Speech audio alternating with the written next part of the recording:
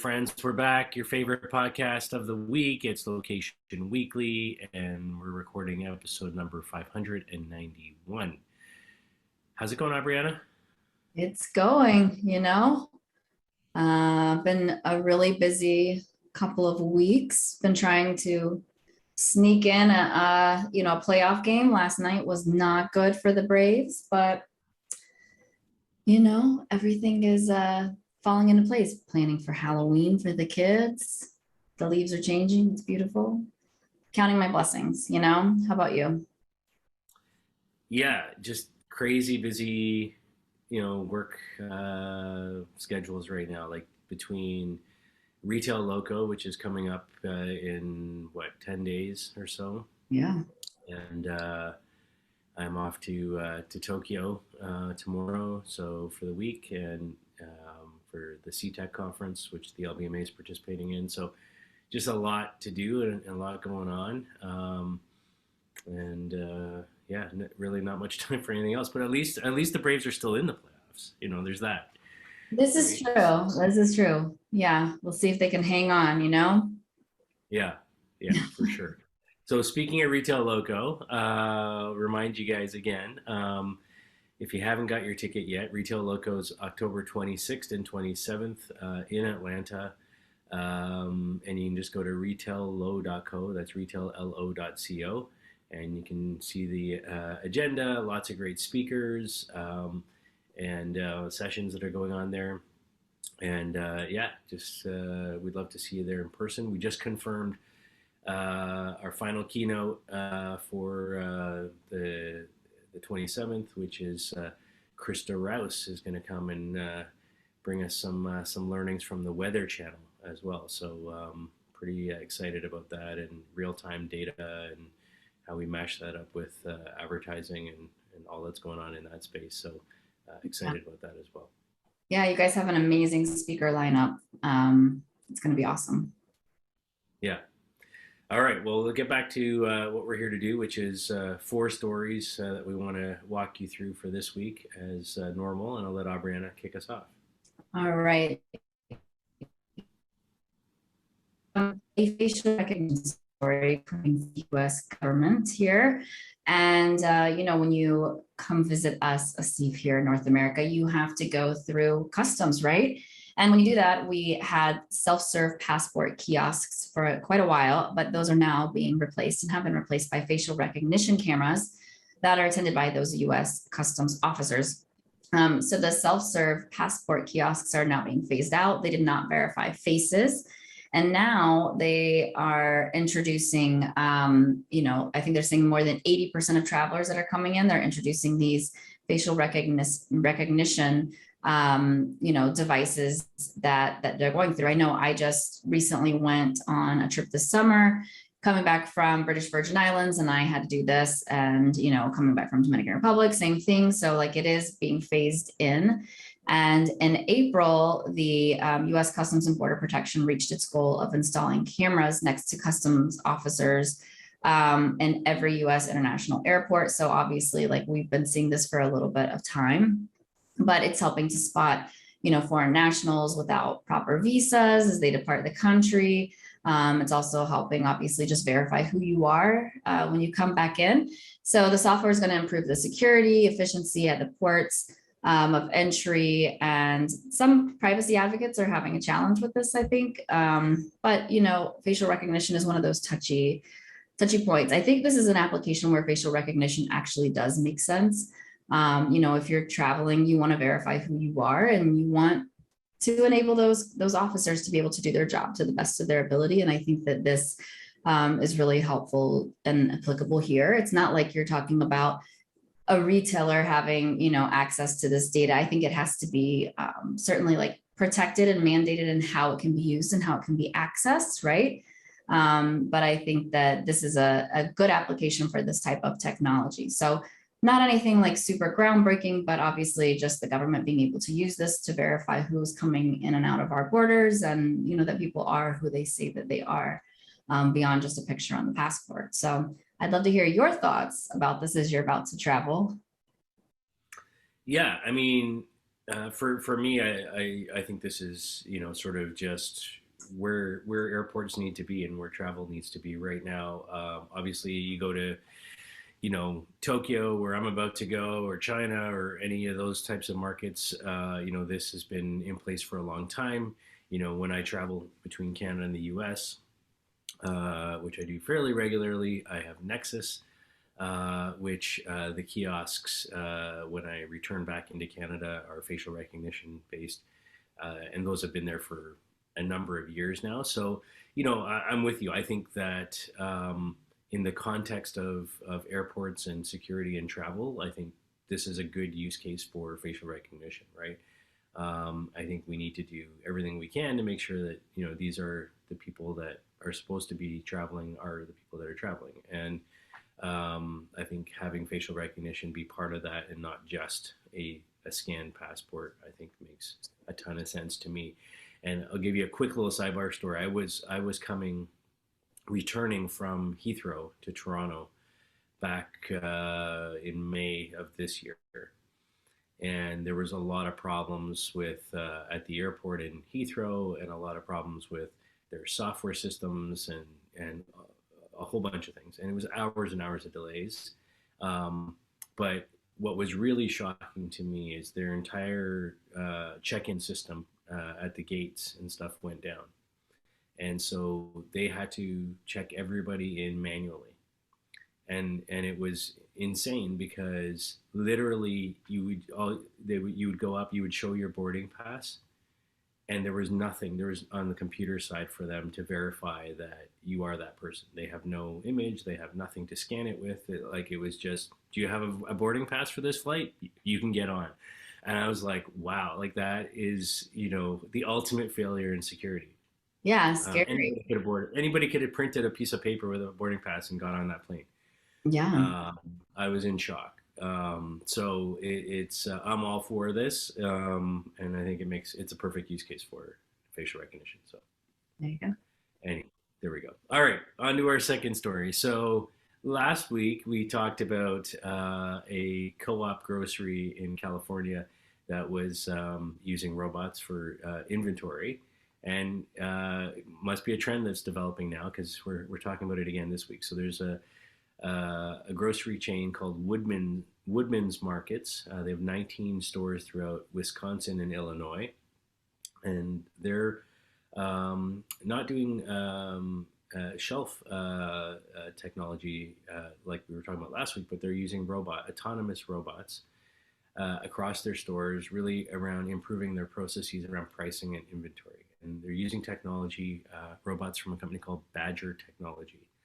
And they say that they've been able to cut down the time it takes for verifying prices at each store from about 40 hours per month, doing it manually, to about 8 hours using these robots.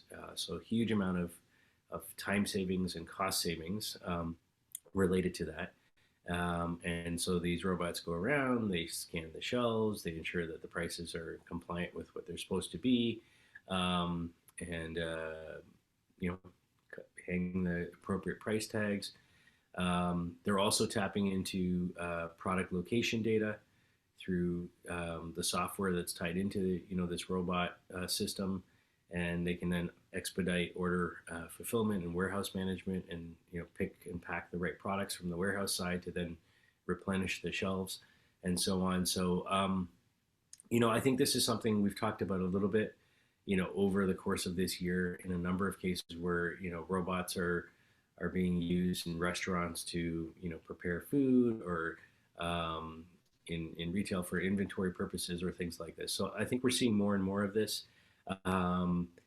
There's always the question when you talk about this type of technology about the impact on human labor side of things and the loss of jobs.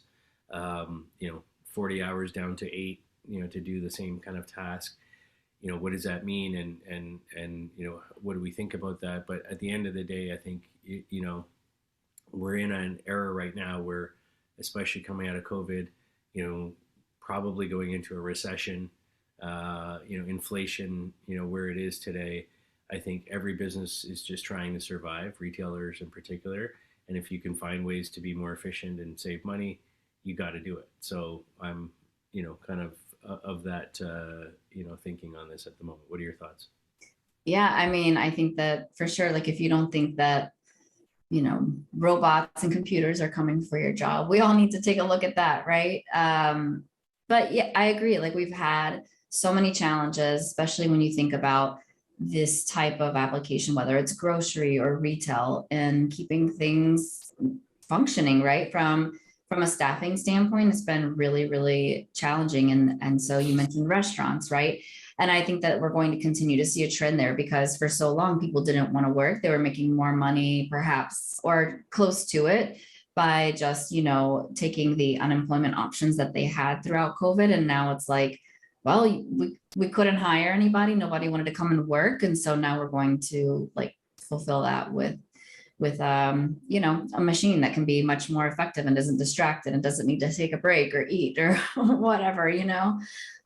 So I do think that there are some probably good efficiencies and probably makes the margin of error less through this approach. So I think that those are definitely positive outcomes from this type of technology and innovation. So let's move over to more of a story around, I would say, smart clothing, if you will, kind of IoT, but also bringing in the sports element here. So Avery Dennison, which is a materials science and manufacturing company, has partnered with the San Francisco 49ers of the NFL. And this is a exclusive partnership that they are doing that's going to provide some new fan engagement avenues. And this is through their digitally connected clothing technology. So this is kind of a big deal because it's like the first big step in American football for Avery Dennison's solution that is called Embelex. And that provides on-garment branding. So I had to like, what does that even mean, on-garment branding, right? Like, let's look into that. And they're really like smart embellishments that it's like digital labeling technology can be scanned with a smartphone, and then it can drive access to this exclusive content that's really not available through any other method. So if you are in San Francisco, if you are a 49ers fan, check it out because this coming Sunday, or next Sunday, actually, I should say the 23rd, during the 49ers Chiefs game at Levi's Stadium, they're going to launch this. It's going to be at the 49ers team store presented by Visa. And you can go and get this exclusive merchandise that provides these like really, unique, experiential items. So I don't know that I'm going to be really scanning somebody's jersey as they walk through the airport or, down the street. But what I do think is this is interesting, like the merging of technology and clothing and like these, really unique experiences. So I like that they're testing this out. I don't expect this to have a ton of mass adoption today, but I think we're going to start to hear more and more stories about this. And then there's going to be one where we're going to say this use case makes sense, or I can really see how they're going to scale this. But I think that the ability to take this and have a different experience that maybe can be shared socially or promote the team and promote the clothing, because there's a lot of people that might want to wear the clothing that aren't even true fans, right? Like they're not going to the game, but perhaps they want to have that piece of unique clothing. And it's kind of like I don't want to say a walking NFT, but it's kind of like a walking digital experience that is somewhat unique. So I don't know. I'm intrigued by this story.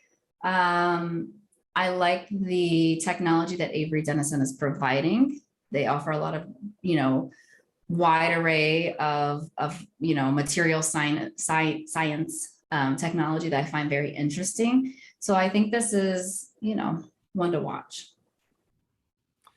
Yeah, no, so I'm with you on how you just described that. I think, I've been Avery Dennison's a company I've been sort of watching for a number of years, right? And obviously, mainstream wise, everybody knows them as printing and labels and whatnot. But at the end of the day, a label can be on a piece of clothing as much as it can be something you stick on your on your shirt But it's I think that we're seeing more and more, of this type of technology being embedded into clothing or sporting goods or gear in this way. And as you were talking, I was thinking back to, our friends over at Blue Bike, Mikhail and company, and the work that they were doing with Adidas and the World Cup and embedding their sensors into the game balls and being able to track, the movement of the ball and relaying velocity and other information to the broadcasters and other things in real time. And their business is similar to what we're talking about here, in that they've got sort of these labels, if you will, embedded into products, and then you can scan those labels, and you can create further digital engagement, or learn more about the history or the supply chain that went into that product that was created, or things like that. So I think there's an overall desire from the general public to know more about what they're buying and where it's coming from and things like that. So I think if you can lean into that aspect of it, where was that 49ers jersey manufactured, and the materials that are used in it and things like that, I think that becomes interesting.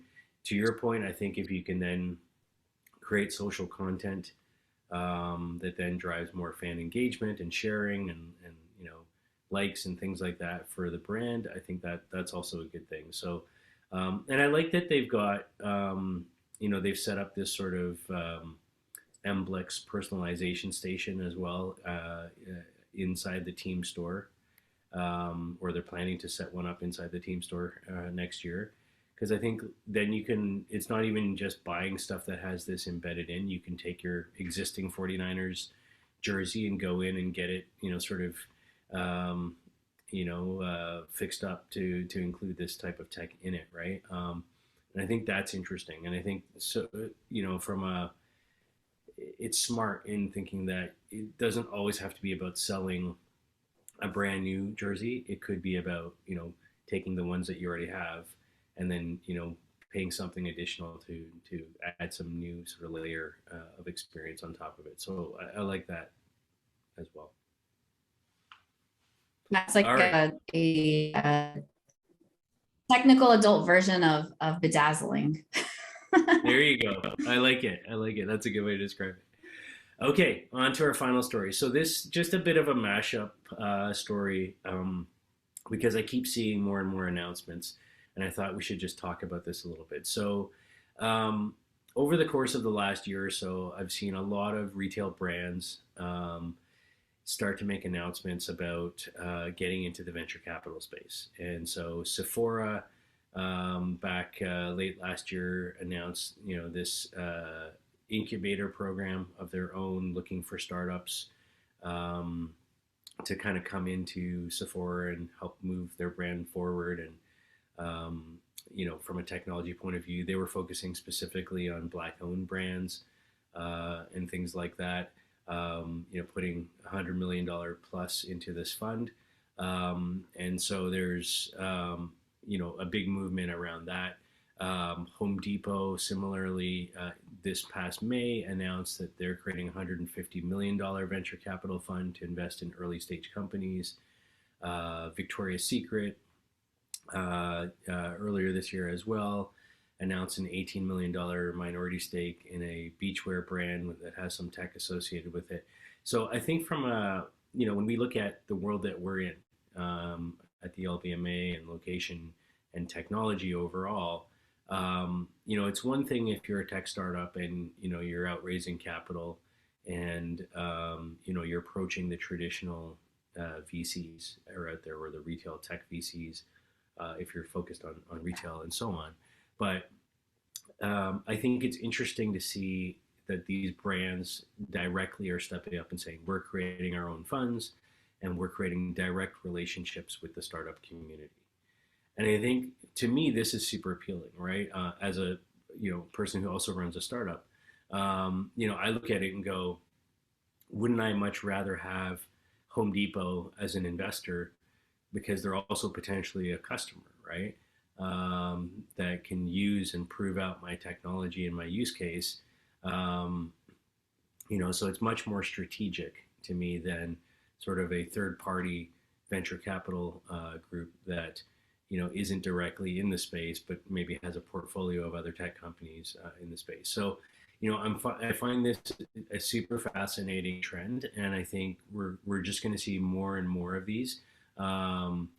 Estee Lauder also just recently made an announcement that they're launching a fund, and it seems to be going on and on this year with these types of announcements. And I think it makes sense, right? I mean, if we look back, our friend Charlie over at GameStop, in their labs, they've been doing this to some extent for a long time now. But I think it's becoming something very formalized. With most of these groups, not only are they creating funds, they're creating separate leadership teams to lead these funds of people who come from venture capital. So they're putting expertise behind it, not just money. So I think it's very interesting. I think it's very exciting for the tech startup community and for retail overall. What are your thoughts? Yeah, I think you bring up so many great points from an entrepreneurial perspective and a business lens.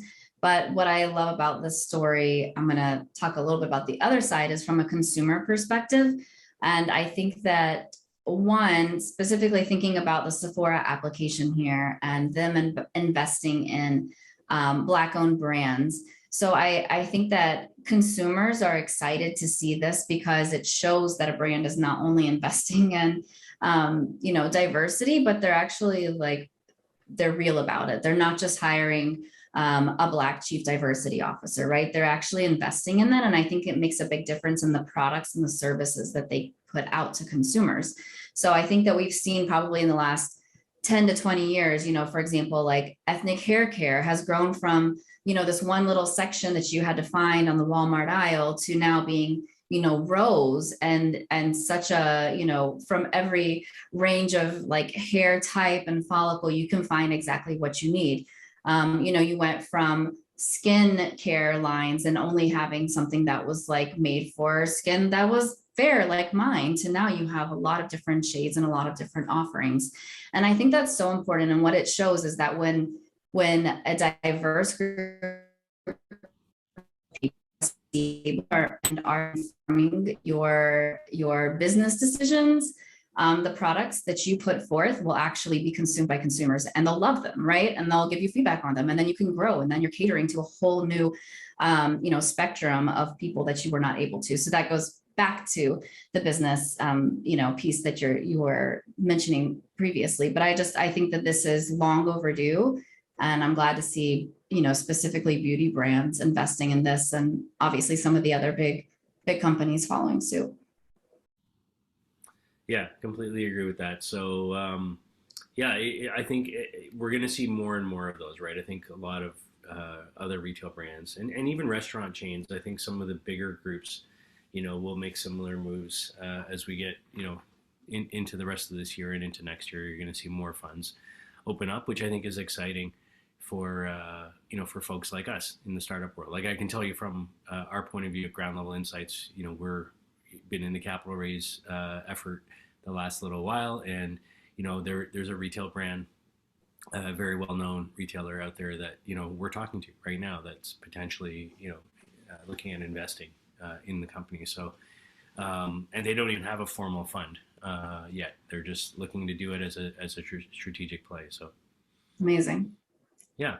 So all right, well, that's our show for this week. You've been listening and watching episode number 591 of Location Weekly. Thank you so much for your time. Again, if you don't have your ticket yet for Retail Loco, it's October 26th and 27th in Atlanta.